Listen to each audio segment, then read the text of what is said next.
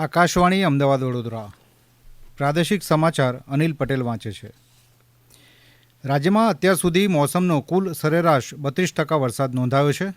સૌથી વધુ 40% વરસાદ સૌરાષ્ટ્ર ઝોનમાં વરસ્યો છે, જ્યારે કચ્છ ઝોનમાં 39%, દક્ષિણ ગુજરાત ઝોનમાં 37%, પૂર્વ મધ્ય ગુજરાત ઝોનમાં 22% અને ઉત્તર ગુજરાત ઝોનમાં 21% વરસાદ વરસ્યો હોવાના અહેવાલ છે. સ્ટેટ ઇમરજન્સી ઓપરેશન સેન્ટર ગાંધીનગરની યાદી પ્રમાણે રાજ્યમાં છેલ્લા 24 કલાક દરમિયાન 108 તાલુકામાં નોંધપાત્ર વરસાદ વરસ્યો છે. સૌથી વધુ 14 ઇંચ વરસાદ સુરતના ઉમરપાડામાં નોંધાયો છે. આજે સવારે 6 વાગે પૂરા થયેલા 24 કલાકમાં ભરૂચ જિલ્લાના નેત્રંગ તાલુકામાં 7 અને નર્મદા જિલ્લાના ગરુડેશ્વર નાંદોદ તાલુકામાં 5 ઇંચથી વધુ વરસાદ વરસ્યો છે. નર્મદા જિલ્લાના તિલકવાડા અને નવસારીના ચીખલી તાલુકામાં 4 ઇંચથી વધુ વરસાદ નોંધાયો છે. રાજ્યના 5 તાલુકામાં 4 ઇંચથી વધુ, 6 તાલુકામાં 3 ઇંચથી વધુ અને 21 તાલુકામાં અડધો ઇંચ વરસાદ વરસ્યો હોવાના અહેવાલ છે. આજે સવારે 6 થી બપોરના 2 વાગ્યા સુધીમાં 36 તાલુકામાં હળવોથી મધ્યમ વરસાદ નોંધાયો છે. સૌથી વધુ 1.5 ઇંચ વરસાદ સૂત્રાપાડા તાલુકામાં પડ્યો છે, જ્યારે માળિયા હાટીના અને ઉમરગામ તાલુકામાં 1.5 ઇંચ વરસાદ પડ્યો છે.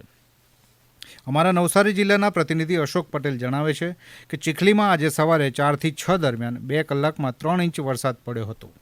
નવસારીમાં રાત્રે 10 થી 12 વાગ્યા દરમિયાન 1.5 ઇંચ અને જલાલપુરમાં 1 ઇંચથી વધુ વરસાદ પડ્યો હતો. અમારા તાપી જિલ્લાના પ્રતિનિધિ નીરવ કંસારા જણાવે છે કે ઉપરવાસમાં પડેલા સારા વરસાદને પગલે ઉકાઈ ડેમની જળ સપાટીમાં વધારો નોંધાયો છે. હાલ ડેમમાં 21,000 ક્યુસેક પાણીની આવક નોંધાઈ છે, જ્યારે ડેમમાંથી 600 ક્યુસેક પાણી કેનાલ મારફતે છોડી દેવામાં આવ્યું છે, જેને પગલે હાલ ડેમની સપાટી 310 ફૂટ પર પહોંચ્યું છે. ઉલ્લેખનીય છે કે ઉકાઈ ડેમની ભયજનક સપાટી 345 ફૂટની છે, પરંતુ ડેમ સતત ભરાવાને કારણે દક્ષિણ ગુજરાત માટે આ એક રાહતના સમાચાર છે.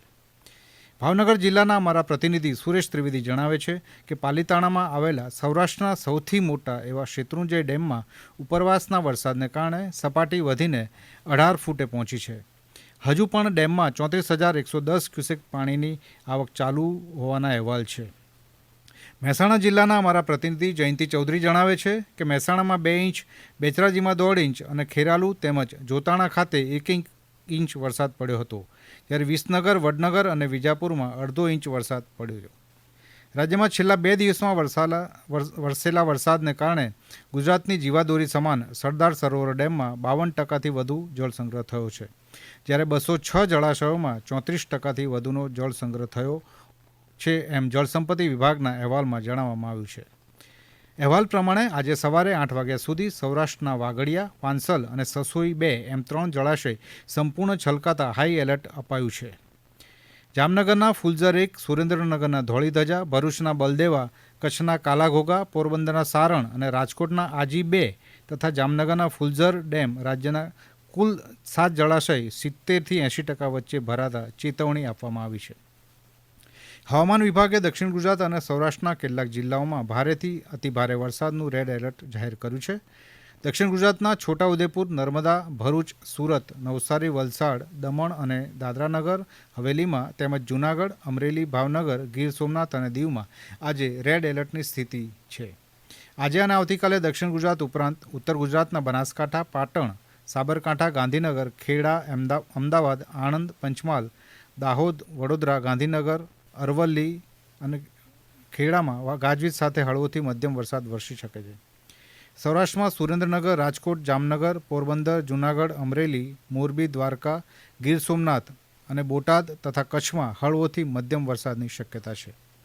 મુખ્યમંત્રી ભૂપેન્દ્ર પટેલની અધ્યક્ષતામાં ગાંધીનગર ખાતે આજે મંત્રીમંડળની બેઠક યોજાઈ હતી.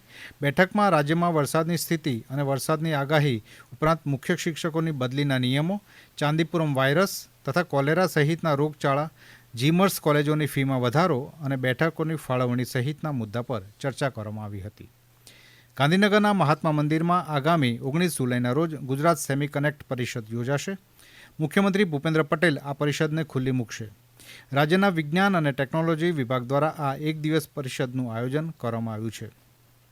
ગાંધીનગરમાં પત્રકારોને માહિતી આપતા રાજ્યના વિજ્ઞાન અને ટેકનોલોજી વિભાગના અગ્ર સચિવ મોના ખંદારે જણાવ્યું હતું કે આ પરિષદનો હેતુ રાજ્યની સ્થાનિક કંપનીઓને સેમિકન્ડક્ટર ક્ષેત્રની વૈશ્વિક કંપનીઓ સાથે જોડવાનો છે. Mumbai Ahmedabad bullet train project માટે વલસાડ જિલ્લાની કોલાક નદી પર પુલ નિર્માણનું કાર્ય પૂર્ણ થયું છે.